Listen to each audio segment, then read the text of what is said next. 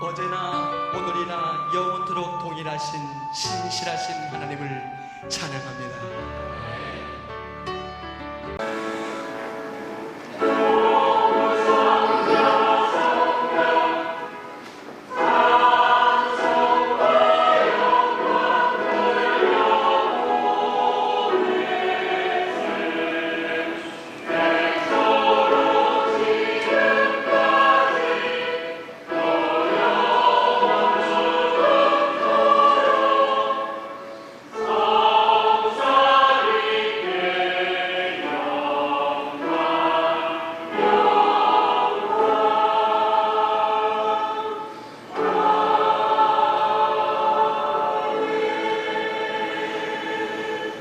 여호와는 위대하시니 지극히 찬양할 것이요 모든 신보다 경외할 것이며 만국의 모든 신은 우상들이지만 여호와께서는 하늘을 지으셨음이로다. 존귀와 위엄이 그의 앞에 있으며 능력과 아름다움이 그의 성소에 있도다. 권능의 손으로 우리를 붙잡아 주시고 이끌어 주신 아버지 하나님, 새로운 결단과 헌신을 다짐하면서 한 해를 시작을 했는데 벌써 이제 2달이 다 지나가고 있습니다. 저희들의 처음 사랑이 변질되지 아니하도록 하나님 함께해 주시고 복음의 열정이 또한 식어지지 아니하도록 우리를 도우시고 지켜 주옵소서. 주일마다 온전히 구별하여 거룩한 예배를 드리기로 작정했던 저희들의 결심 또한 변하지 아니하도록 붙들어 주옵소서. 오늘도 최선을 다하는 이 예배가 되게 해 주옵소서. 예수님의 이름으로 기원하옵나이다. 아멘. 경배 찬송 28장입니다. 28장.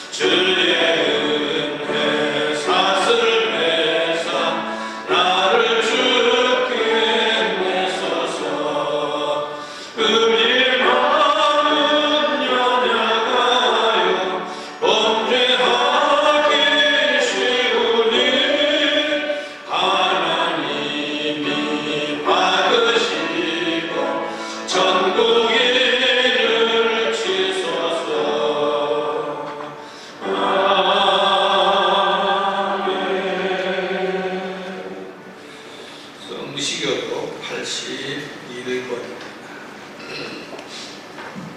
찬송가 뒤에 있는 교동문 81번.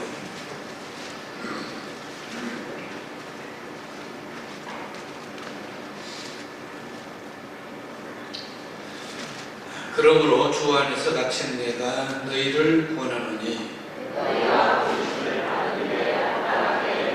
모든 겸손과 온유로 하고 오래 참음으로 사랑 가운데서 서로 용납하고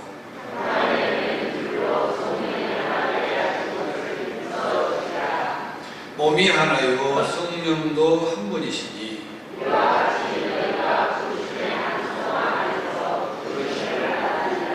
주도 한 분이시요 믿음도 하나요 세례도 하나요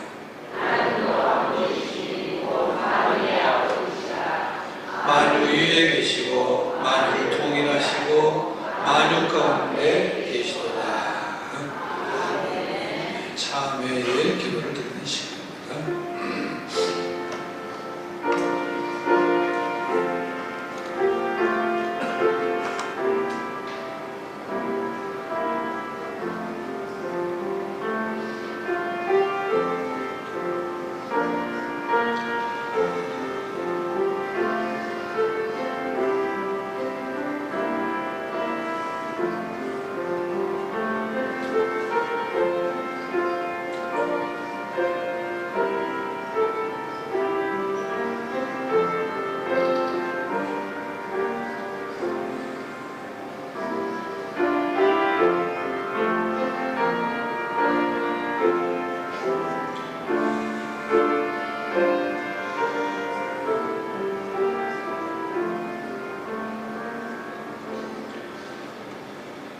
사람의 마음 중심을 보시고 감찰하시며 그리고 우리를 지금까지 용서해 주신 아버지 하나님, 주님의 불꽃 같은 눈길을 우리는 피할 수가 없습니다. 그리고 숨길 수도 없습니다. 숨김없이 하려는 오늘의 회개의 기도가 우리 모두에게 있기를 원합니다. 지난 한 주간 동안도 우리의 겉모양은 주님의 사람처럼 보였지만 속에는 거짓과 탐욕이 있었고 이웃을 대할 때에도 겉은 얼굴은 웃었지만 속으로는 또 시기와 질투가 있었던 그런 한 주간이었습니다. 입으로는 정의를 부르짖었으나 행동으로는 세상의 불의와 적당히 타협하며 그저 그렇게 살아왔습니다. 우리 이런 모습은 참으로 회칠한 무덤과도 같은데 주님 참으로 이 시간 뉘우치고 회개하고 또 저 깊은 곳에 있는 것까지 주님을 향하여서 통합니다. 용서해 주옵소서. 십자가의 보혈이 아니면 우리는 씻음 받을 수 없는 줄로 믿습니다. 보혈로 정결하게 씻어 주옵소서. 예수님의 이름으로 참여하오니 사하여 주옵소서. 주께서는 용서하시는 하나님이시라. 은혜로우시며 긍휼히 여기시며 더디 노하시며 인자가 풍부하시며 그들을 버리지 아니하셨나이다. 아멘. 나는 전능하신 아버지 하나님 천지의 창조주를 믿습니다. 나는 그의 유일하신 아들 우리 주 예수 그리스도를 믿습니다. 그는 성령으로 잉태되어 동정녀 마리아에게서 나시고 본디오 빌라도에게 고난을 받아 십자가에 박혀 죽으시고 장사된 지 사흘 만에 죽은 자 가운데서 다시 살아나셨으며 어르시여 전능하신 아버지 하나님 우편에 앉아 계시다가 거기로부터 살아있는 자와 죽은 자를 심판하러 오십니다. 나는 성령을 믿으며 거룩한 교회와 성도의 교제와 죄를 용서하는 것과 몸의 부활과 영생을 믿습니다. 영광의 찬송 2장.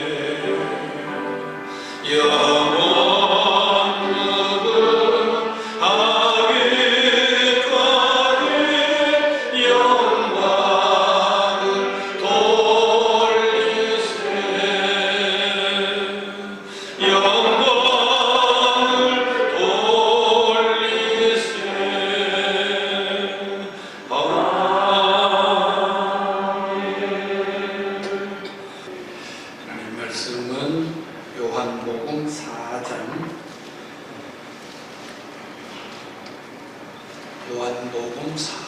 19절부터 24절에 있는 말씀 저희가 공독합니다. 영과 진리로 예배를 드리라는 말씀인데요. 그리스도인과 비그리스도인, 예수님 믿는 사람과 믿지 않는 사람의 중요한 차이점이 있다면 그것은 예배의 여부입니다. 즉 예배를 드리느냐, 예배를 드리지 않느냐입니다.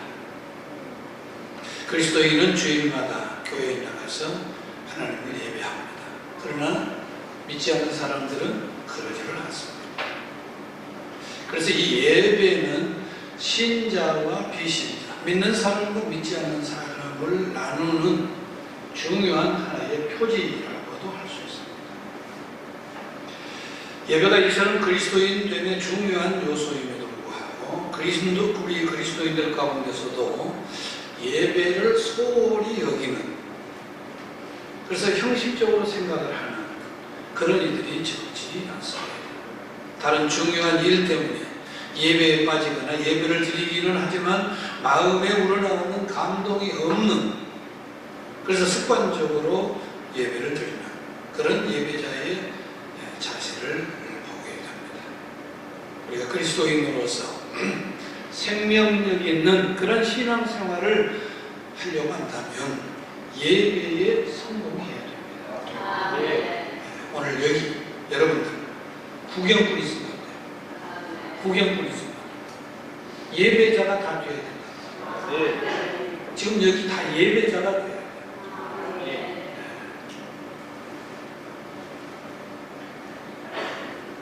설교를 못해도 여러분은 예배에 집중을 해야 돼요. 주위에 어떤 다른 일이 벌어져도 예배에 집중을 해야 돼요. 하나님 앞에 예배를 하는 거지. 안 믿는 사람 예배 안 한다니까요. 여러분 하나님을 믿지 않아요. 그러니까 하나님 앞에 지금 예배하고 있는 거예요. 그런데 오늘 말씀에서 저 부분은 어떻고 저 부분은 어떻고 이건 맞고 이건 틀리고 전에도 이런 들은 적이 있고 어쩌고 그러고 헤아리고 있으면 그 사람은 예배자가 아니죠. 구경꾼, 굿을 보고 있는 사람. 교회에 여러분 굿보러 오시면 이 말을 알아들어야 된다니까. 이 말을 알아들으셔야 돼요. 교회 구경하러 오면 어떤 분이 그랬다잖아요. 목사님 오늘 설교 잘했으니까 후루에 손 탁 집어넣더니 만원짜리가 더 딱 하더라. 우리 교회는 다 들어오면서 하죠. 근데 그 교회는 헌금 주머니를 돌린 거예요. 이렇게. 헌금 주머니를 옛날 다 돌렸으니까 오늘 설교 잘했으니까 만원짜리 내야지. 오늘 설교 못했으니까 천원짜리 내야지. 그건 국보로 예배드리러 온 게 아니라 우리 함께 예배 드십시다. 예배. 시간이 얼마가 되든 간에 예배를 드려야 돼요. 네?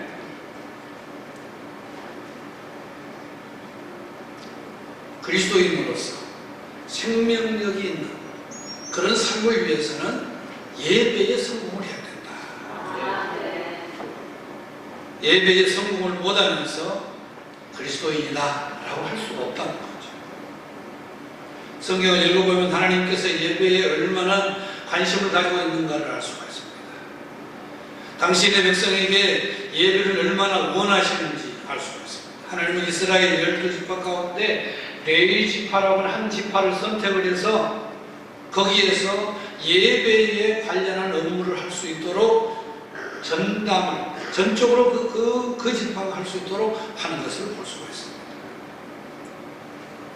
그리고 모세오경 가운데에 레위기 전체를 할애를 해서 예배법을 거기에 기록을 하고 있는 것을 볼 수가 있습니다. 예배가 어떤 것이기, 무엇이기 하나님께서 이렇게 예배를 중시하고 성도가 예배 생활을 최선을 다해야 되는 것인가? 오늘은 예배에 대한 바른 이해를 함으로써 우리 모두가 하나님 앞에서 참 예배자가 되어지기를 원합니다. 예배는 생명입니다. 예배는 뭐다? 예배는 생명입니다. 예배는, 이 예배가 생명이에요. 예배의 실패를 하면 생명의 실패를 하는 거라고요. 이스라엘 민족이 애굽 땅에서 종살이하고 있을 때에 하나님께서 모세를 바로에게 보내시면서 여러 번 전하신 말씀이 있습니다. 내 백성을 보내라. 그들이 나를 섬길 것이니라. 하나님께서 모세를 바로에게 보내면서 모세를 하여금 바로에게 뭐라고 하라냐면은 나의 백성을 보내라. 뭐 하려고? 그들이 나를 섬길 것이다. 나를 예배할 것이다. 그러니까 하나님께서 이스라엘 백성들을 내보내시면 이스라엘 백성들이 하나님을 향해서 예배하도록 하기 위해서 그렇게 하겠다고 하고 있습니다. 나를 섬길 것이냐. 여기 섬기다. 영어 성경에서 이 섬기다고 하는 그 부분을 워십으로 번역을 하고 있습니다. 워십. 많이 들어본 말이죠. 예배입니다. 예배. 하나님께서 이스라엘 민족을 애굽의 종살이에서 구원해 주신 목적이 뭐냐? 예배하도록 하기 위해서 구원해 주셨다. 여러분들이 세상에 있었는데 여러분을 구원해 주신 목적이 뭐냐? 하나님 앞에 예배하도록 해서 구원해 주셨다. 그러니까 우리는 하나님이 우리를 구원해 주신 그 목적에 부합한 삶을 살아야 된다. 예배가 그래서 중요하고 예배의 소중성을 알고 예배 드릴 때 정신 똑바로 차리고 어떻게 교회만 오면 눈이 감기고 잠이 오는 사람이 있는가 모르겠어요. 눈 바짝 뜨고 예배를 제대로 드려야 돼.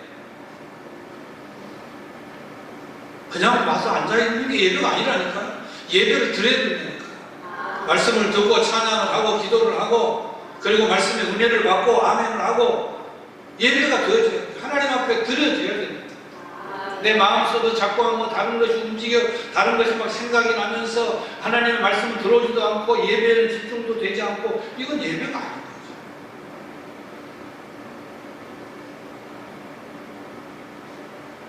우리를 구원해 주신 목적 뭐이다고요? 하나님 앞에 예배 드리도록 하기 위해서 우리를 부르셔서 구원해 주셨다는 거예요.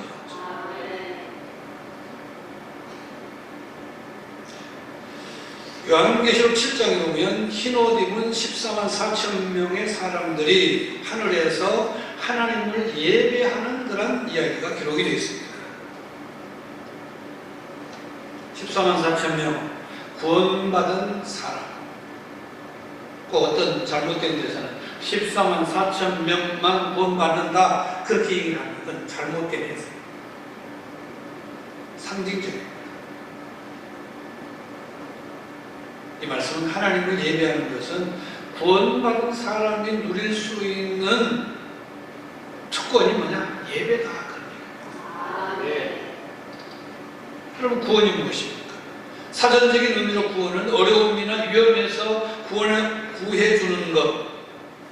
기독교에서 말하는 구원의 의미는 죄와 그 죄로 인한 멸망과 죽음에서 생명을 건져내는 것. 예수 그리스도는 인류를 죄와 죽음에서 건져주시는 구원자로 이 세상에 오셨습니다. 따라서 구원받은 자는 생명을 얻게 됩니다. 예배는 그래서 구원받은 자가 하나님께 드리는 신앙적인 그런 행위인데 거기에서 생명을 얻게 되어지고 생명을 얻은 자가 예배를 드리게 된다는 거죠.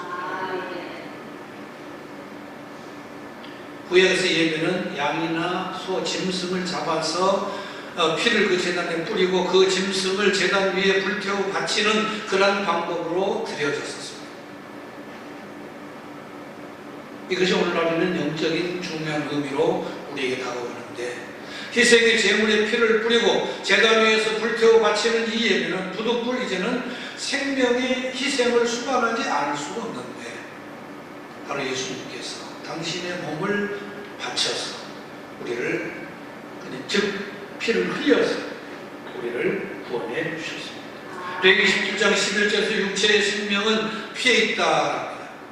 내가 이 피를 너희에게 주어 제단에 뿌려 너희의 생명을 위하여 속죄하게 하였나니 생명이 피에 있으므로 피가 죄를 속하느니라는 말씀을 합니다. 이 말씀은 구약시대의 예배는 생명을 담보로 드려진 것임을 그대로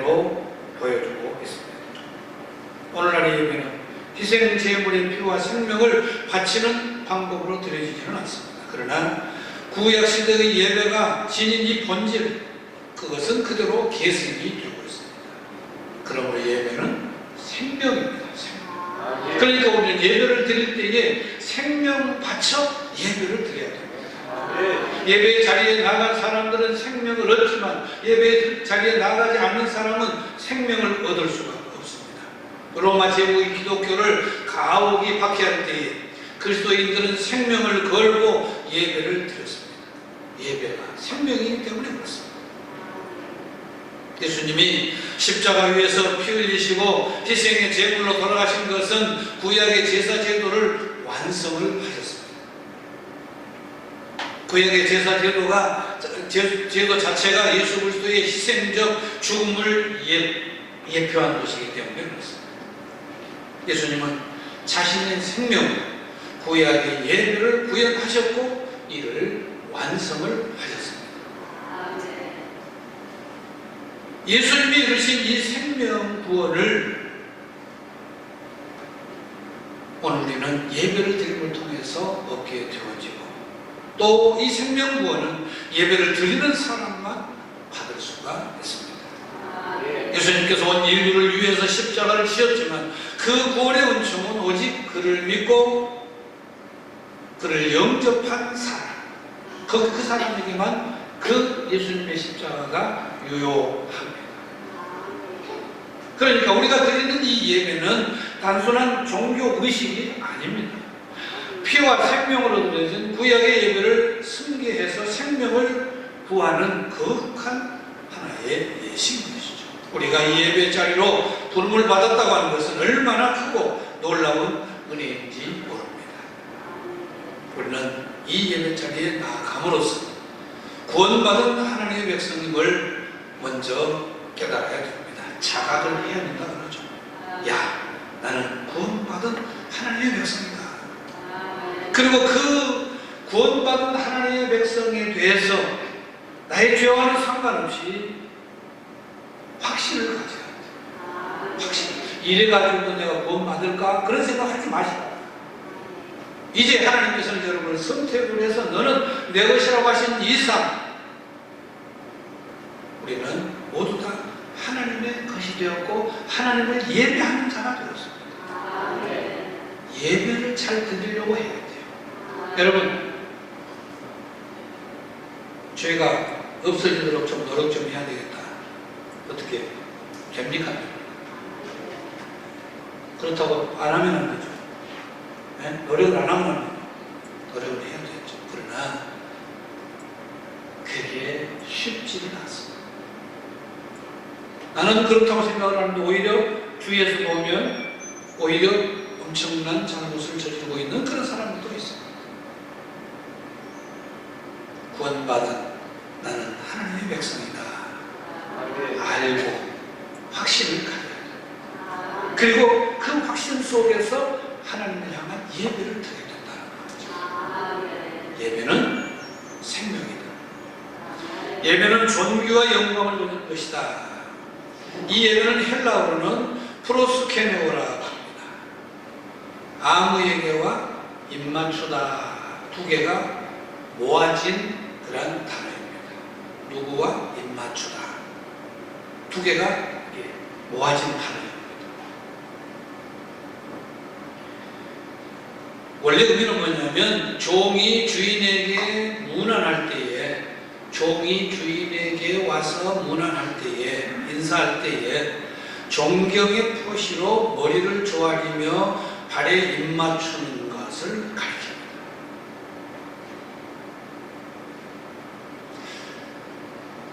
우리는 이 종의 문화를 좀 잘 성경에서 성경을 들을 때 조금 알지 잘 모릅니다, 사실은. 그런데 그 종의 문화를 가만히 보면 종은 시장에 가서 소와 양과 돼지를 산 것처럼 샀다고 해요, 옛날에. 돈을 주고 사와요, 사와. 종. 그러니까 사오면 그 집에서 이제 시키고 목욕시켜서 뭐 옷 입혀서 집 안에서 집안일을 할 수 있도록 그렇게 한단 말이에요. 아무리 좋은 옷을 입고 아무리 빛과 번쩍하게 무슨 뭐 씻고 뭐 예쁘게 뭐 머리를 단장을 하고 뭐 이렇게 했다 할지라도 종은 종이에요. 그래서 주인하고 한 상에서 밥도 먹을 수가 없어요. 주인이 밥 먹고 있는데 손 모으고 서서 무엇이 필요한지 무엇이 잘못됐는지 계속 살피고 있어요. 근데 종이에요. 이 종이 주인이 어쩌다 어디 갔다 한번 들어오면 어떻게 하겠어요? 또 엎드리고 나가야 돼요. 무릎 꿇고 엎드려서 나가야 돼요. 그 나라는 무슨 먼지가 많은 그런 나라이기 때문에 신발도 막 그런 걸 좀 신지. 그 신발 빨리 벗겨서 발 씻어야 돼요. 종이 하는 거예요. 그리고 나는 당신의 종입니다. 그것을 표시하기 위해서 발에다가 입을 맞춰요. 그 종이 하는 일이에요. 우리의 문화로는 좀 이상해요. 우리는 그런 걸 본 적이 없어요. 그러나 종은 그런 존재예요. 예수님께서 한 바리새인의 집에 식사 초대를 받았습니다.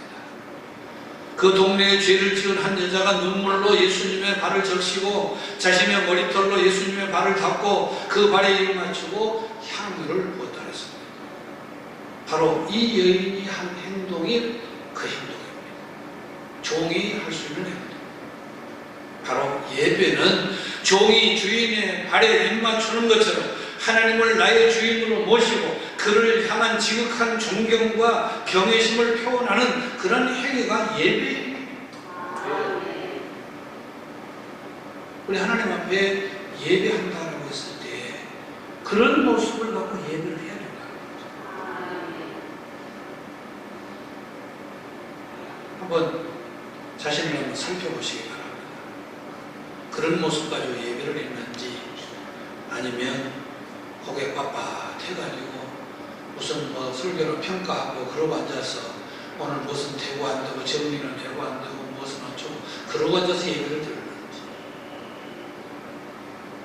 지금 우리는 종이 주인의 발에 입 맞추는 그런 모습을 가지고 예배를 드려야 된다. 짧아 모르고 정말 하나님을 예배한다고 하는 것은 전 인격에서 우러나오는 경외심을 가지고 하나님을 섬기고 그를 향한 충성과 헌신을 다짐하는 거룩한 예식이 예배입니다. 예배를 영어로 무엇이라고 했습니다. 가치라고 하는 단어하고 또 신분이라고 하는 그런 단어가 하나로 묶어져서 워십을 이룹니다. 즉 존귀를 받을 만한 가치가 있는 존재. 이 워십은 그런 뜻입니다. 따라서 이 단어의 어원에서 발견할 수 있는 것처럼 예배의 의미는 존귀와 영광을 받을 만한 최상의 가치를 지닌 존재에게 존귀와 영광을 돌려드리는 행위가 예배인 것이죠. 네.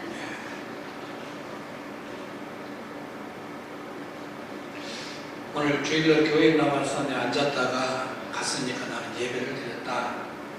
그러면 안 된다. 나는 오늘 예배를 드리고 간다. 존귀하신 영광을 받기에 합당하신 하나님 앞에 나의 전부를 쏟아서 예배를 드리고 간다. 그래서 토요일부터 사실 여러분 예배 드리기 위해서 준비하셔야 돼요. 준비하셔야 돼요.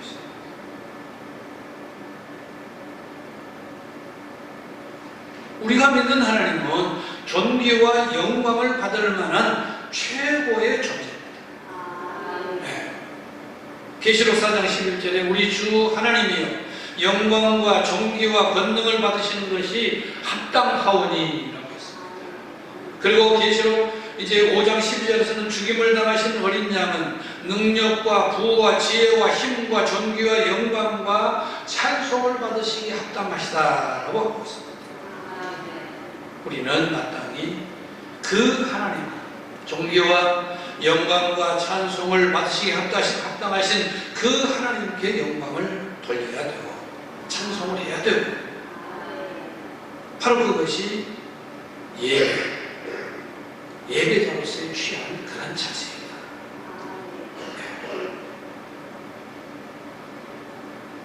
계시록 4장 11절에 우리 주 하나님이여 영광과 존귀와 권능을 받으시는 것이 합당합니다 라고 하고 있습니다. 우리가 하나님께 존귀와 영광을 돌리면서 자신의 소중한 것을 드릴 수 있어야 됩니다. 오늘 여러분 드리지 않아요. 시간도 지금 들고 있고 오늘도 또 물질도 드렸고 마음도 드리고 다 드리고 있다는 거예요. 근데 그것을 제대로 드려야 된다.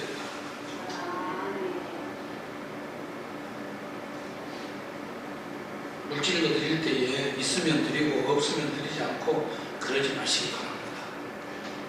일주일에 한 번 드리는 것이니까 준비해놨다가 어떤 분들은 한 달분을 준비를 해놓잖아요. 그런 것 좀 본받으시면 좋겠어요. 어떤 분들은 한 달분을 준비를 해놔. 주정한 거 한 달분 있어. 그 중에 12주도 있죠. 감사하고 다 준비를 해놔. 그랬다가 드리고 교회 왔는데 헌금해야지.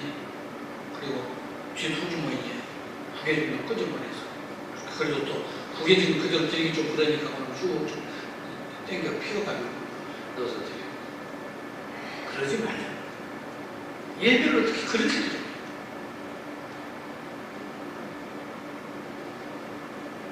시편 기자는 50편 9절 10절에서 내가 너의 집에서 수소나 내 우리에서 순염소를 가져가지 아니하리니 하나님이 말씀하신 겁니다.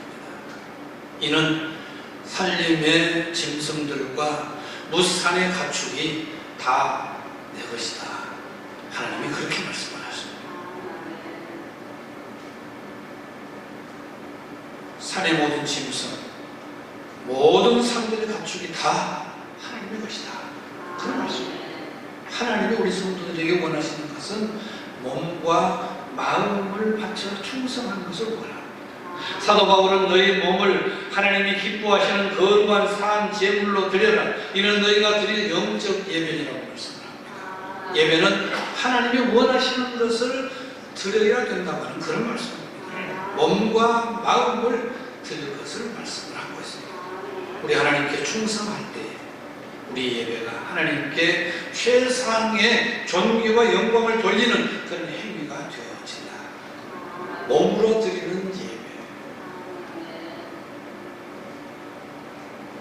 예배는 존귀와 영광을 돌리는 것입니다. 예배는 은혜의 통로가 됩니다. 예배는 단지 하나님의 은혜로 구원받은 성도의 신앙적 의무 정도로 생각하면 됩니다. 예배는 하나님께서 우리에게 은혜를 베푸시는 중요한 수단입니다. 그러니까 이미 받은 것에 대한 구원받은 것에 대한 보답으로서만 예배가 아니라 예배를 드림으로 통해서 하나님이 우리에게 은혜를 베푸신다는 거예요. 베푸시는 수단, 통로가 된다. 그래서 예배는 은혜의 통로라고 할 수 있습니다. 열심히 하나님을 예배하는 사람은 그만큼 은혜를 받을 기회를 많이 얻게 되겠죠. 설날이 되면 얼마 전에 지나갔지만 일가와 아이들이 일가와 친척에 즉 모두 어른들께 세배를 드립니다. 세배 받을 그런 어른은 그 담대로 받은 어른은 세뱃돈을 준비를 아이들뿐만 아니라 청소년들에게도 설날에 세배는 용돈을 벌 수 있는 그런 절호의 기회입니다. 단지 절을 하는 것만으로 용돈을 마련할 수 있기 때문에 그들은 그날을 상당히 얼마전에 특히 하나님의 성도의 예배를 하나님은 받기만 하시는 분은 아니시다. 예배를 우리가 드린다, 예배를 드린다 라고 했을 때에 하나님은 그 예배만 받고 끝내버리는 그런 분이 아니라는 것이죠. 반드시 예배드리는 사람에게 큰 은혜를 베푸시는 하나님이시다. 본문 23절에 아버지께 참되게 예배하는 자들은 영과 진리로 예배할 때가 원하니 곧 이때라. 아버지께서는 자기에게 이렇게 영과 진리로 예배하는 자에게 은혜를 베푸신다. 그들을 찾으시고 뭐라고 찾아요? 그들은 뭐라고 찾겠습니까? 복과 은혜를 주시기 위해서 찾으신다. 하나님께서 누군가를 찾으시는 것은 벌을 주거나 책망하기 위해서가 아니라 은혜를 베푸시기 위해서 찾으신다. 성경 가운데 많은 그러한 그 이해가 있습니다. 하나님이 아브라함을 찾으셨습니다. 그리고 뭐라고 합니까? 내가 너로 큰 민족을 이루고 너희에게 복을 주고 너희 이름을 창대하게 하며 너는 복이 될지라고 말씀을 하셨습니다. 하나님께서 아브라함을 찾은 목적이 거기에 있었습니다. 벌을 주려고 하지 않았습니다. 큰 민족을 이루고 복을 주고 창대하도록 하기 위해서 그를 찾으신다 했습니다. 그 말씀하십니다. 모세를 찾아가신 하나님은 그를 이스라엘의 지도자로 세우셨습니다. 다윗을 찾아가신 하나님은 그를 이스라엘의 왕으로 세우셨습니다. 이처럼 하나님이 찾아오신다고 하는 것은 크나큰 은혜의 사건입니다. 예배는 바로 하나님으로 하여금 우리를 찾아오시게 하는 중요한 방법이 되어집니다. 즉 예배를 잘 드리면 하나님께서 우리를 찾아오신다는 거죠.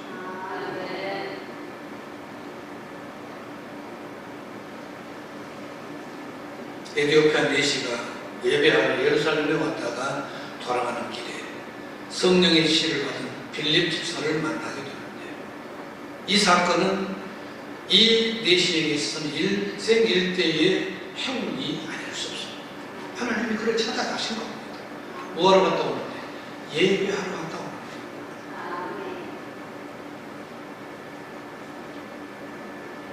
에티오피아 내시가 이런 은혜를 받는 것은 바로 예배하러 갔다 오기 때문에 예배를 통해서입니다. 만일 에티오피아 내시가 하나님을 예배하러 예루살렘에 올라가지 않았다면 빌립 집사를 만날 수가 없는 거죠. 따라서 복음을 듣고 구원받은 일도 역시 그에게서 일어날 수가 없었던 거 아니겠습니까? 다윗이 인구조사를 한 일로 인해서 하나님의 심판을 이제 받아서 이스라엘에 3일 동안 전염병이 돌게 됩니다. 그래서 7만 명이나 되는 사람들이 죽는 그런 사건이 벌어집니다. 천사가 예루살렘을 치려고 아라우나 타작마당에 서서 최후의 일격을 가하려고 할 때에 다윗은 하나님께 백성을 살려주려고 자기와 자기 아버지의 집을 치라고 호소를 합니다. 이때에 하나님은 갓선지자를 보내가지고 다윗에게 이 아라우나의 타작마당에서 예배드려라, 제사드려라 그렇게 합니다. 다윗이 그 선지자의 말을 듣고 그 타작마당에서 하나님 앞에 제사를 예배를 드립니다. 그랬더니 이스라엘 땅에 임한 전염병이 그 순간에 거쳐버렸고 그 타작마당은 나중에 다윗의 평생의 수건인 성전이 솔로몬에 의해서 세워지게 됩니다. 여러분, 이러한 사실은 예배는 하나님께서 은혜를 베푸시는 하나의 수단이며 또한 통로인 것을 밝히 보여주고 있습니다. 히브리서 기자는 돕는 은혜를 얻기 위하여서 은혜의 보좌 앞에 담대히 나아갈 것이라고 말씀을 합니다. 바로 예배가 하나님의 은혜의 보좌 앞에 나아가는 방법이 되어집니다. 사랑하는 여러분, 예배는 우리 성도의 신앙적 의무에만 머무르면 안 됩니다. 하나님을 믿는 우리 성도가 누릴 수 있는 이것은 특권입니다. 예배는 생명이며 하나님께 존귀와 영광을 돌리는 하나의 행위입니다. 그리고 하나님의 은혜가 임하는 통로이기도 합니다. 우리가 능력 있는 그리스도인이 되어서 승리하는 신앙생활을 하기 위해서는 예배에 성공을 해야 됩니다. 어떤 상황에서도 예배를 우리는 소홀히 해서는 안 됩니다. 예배 드리는 것이 가장 우선 되어야 됩니다. 그 예배를 하나님의 자기 계시와 인간의 응답이 만나는 것이라고 말합니다. 하나님은 이미 성경과 예수 그리스도를 통해서 자기를 다 우리에게 보여주셨습니다. 그렇다면 우리는 하나님을 향한 응답만 남아있는데 그게 예배입니다. 우리가 예배 자리에 열심히 나가서 영과 진리로 예배하는 것은 하나님의 계시에 화답하는 우리의 응답, 즉 방법입니다. 하나님의 분명한 계시가 있는데 인간이 그 계시에 적극적으로 만약 응답하지 않는다면 예배의 방관자가 되는 것에 다름이 아닙니다. 하나님의 계시에 우리는 적극적으로 응답하는 그런 예배자가 되어야 할 것입니다. 예배의 중요성을 마음에 이 시간 우리는 깊이 새기면서 예배에 성공하는 그런 삶을 살고자 다짐하는 우리 모두이기를 바랍니다. 그래서 예배를 통해서 공급되는 하나님의 크고 놀라운 은혜를 풍성히 받아 누리는 여러분 모두 되기를 바랍니다. 기도하겠습니다.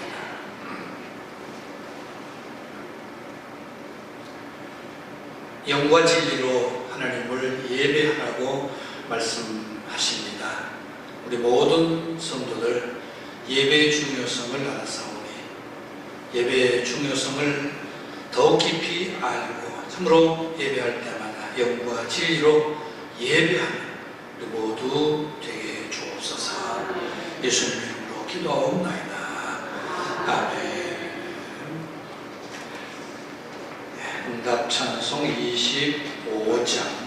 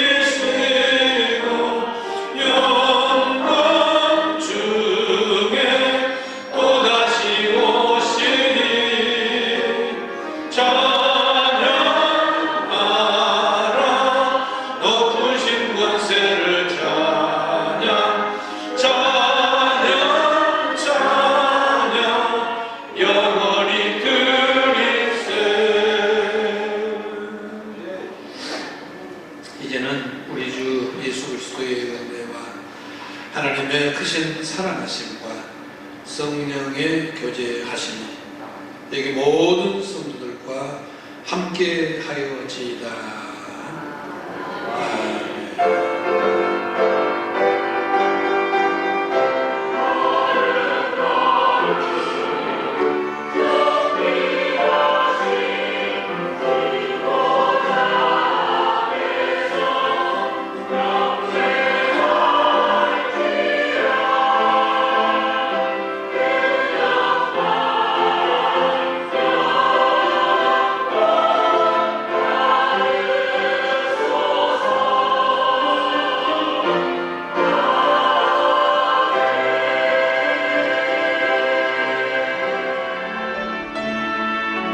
살아계신 나의 하나님,